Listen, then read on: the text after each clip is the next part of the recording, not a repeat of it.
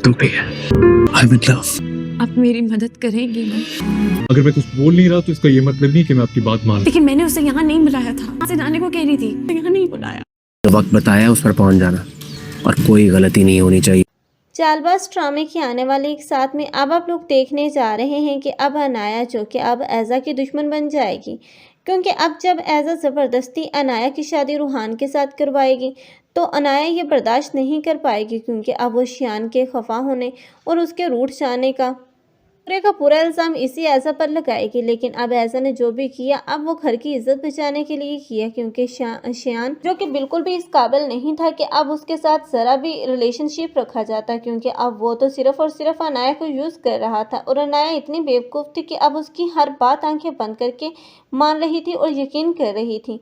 लेकिन शियान का तो अब मकसद ही इस ऐज़ा को तबाह करना है, इसलिए अब माजी में कुछ भी ऐज़ा ने उसके साथ किए हैं अब उसका इंतकाम लेने के लिए अब वो इसी अनाया का यूज़ करता हुआ नजर आएगा, क्योंकि अब ये ऐज़ा जो कि पूरे घर पर हुकूमत कर रही है और सबसे बढ़कर वो दोनों घरों पर हुकूमत करने के साथ साथ अब ईशल की ज़िंदगी में भी अजाब की तरह नाज़िल हो चुकी है, क्योंकि ईशल को वो कभी भी आशिर के साथ सुकून से नहीं रहने देगी, बल्कि हर जगह पर वो अब ईशल को नीचा दिखाने की कोशिश करेगी और उसे घर वालों के सामने अब अहमक साबित करेगी। लेकिन अब ईशल है जो ये सब कुछ बर्दाश्त करेगी, क्योंकि वो जान चुकी है कि अब ये सब घर वाले तो अब ऐज़ा भाभी की बातों पर आंखें बंद करके यकीन करते हैं। लेकिन ऐज़ा है जो कि अनाया की हाथों ही जलील होगी, क्योंकि अनाया कभी भी माफ़ नहीं करेगी इस ऐज़ा को, क्योंकि वो अपनी मोहब्बत को खोने का अब इंतकाम लेगी इस ऐज़ा से।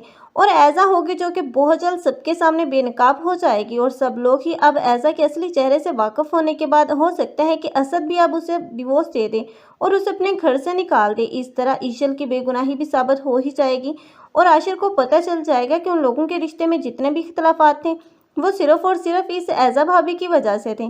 तब वो ऐज़ा के पास जाएगा और उससे अपने सवालों के जवाब मांगेगा, लेकिन दूसरी ही तरफ अब वो ईशल के पास जाकर उसे माफ़ी मांगेगा और उसे घर वापस लेकर आएगा। आप लोगों को ये ड्रामा कैसा लग रहा है कमेंट सेक्शन में अपनी कीमती राय का इज़हार लाजमी करें।